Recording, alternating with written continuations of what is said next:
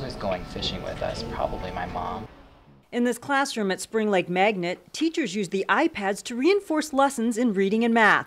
Educators hope the skills the students master in here will show in their assessment tests in April. We have increased in math and in reading at every grade level last year on our Nebraska state tests. We couldn't be prouder. But Assistant Superintendent for Omaha Public Schools, Dr. Renee Kerberg, admits the district still has a ways to go to meet the numbers dictated by the U.S. Department of Education's No Child Left Behind law. So what did Mom say? Be careful when you play in the lake. According to the mandate, more than 80% of kids in the state's public elementary, middle, and high schools have to pass the reading and math sections this year. The stakes are high.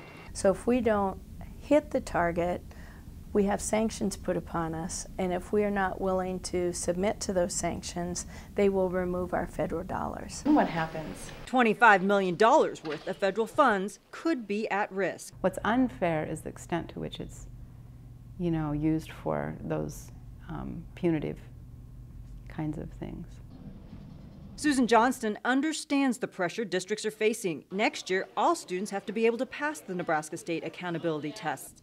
And as Director of Assessment and School Improvement at Westside School District, it's her job to try to get them there. We tend as a nation to think, well, if that's how we're measured, that's what we better teach to. Better spend all our time on those multiple choice questions. I think we've seen education move from teaching for the sake of learning to teaching for the sake of testing, which is kind of sad.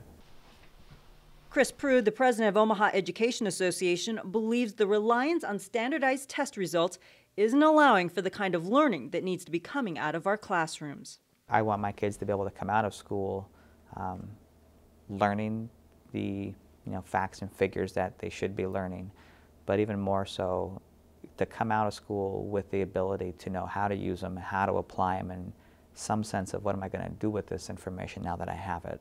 I wonder if the emphasis on the need for critical thinking skills prompted the National Association of Governors to develop Common Core state standards, a blueprint for what schools should teach so there's consistency across the country in education. Adopting them has come with a big benefit. At least 44 of the states have obtained waivers that exempt them from the conditions of No Child Left Behind.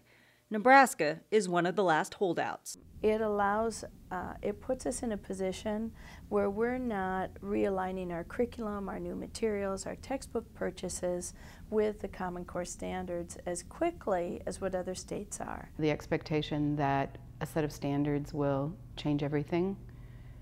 Again, here's another set of standards. And, we've seen a lot of that in education. Quote from the book. Ultimately, the final decision will come from the state level. Educators all agree a new assessment test, however, won't make unrealistic expectations any more attainable. We can't have equitable educational outcomes if we're also willing to allow for poverty to exist in such huge disparity in our country.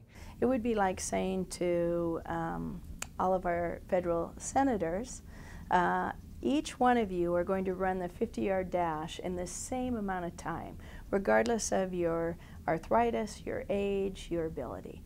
Terrific. Can you make they want the tests to be one part of a bigger picture when it comes to our children's academic achievements. Teach kids to be confident in math and reading and writing, to be able to do those things well, and we believe the test will take care of itself. Where the emphasis is on empowering every student to reach their full potential.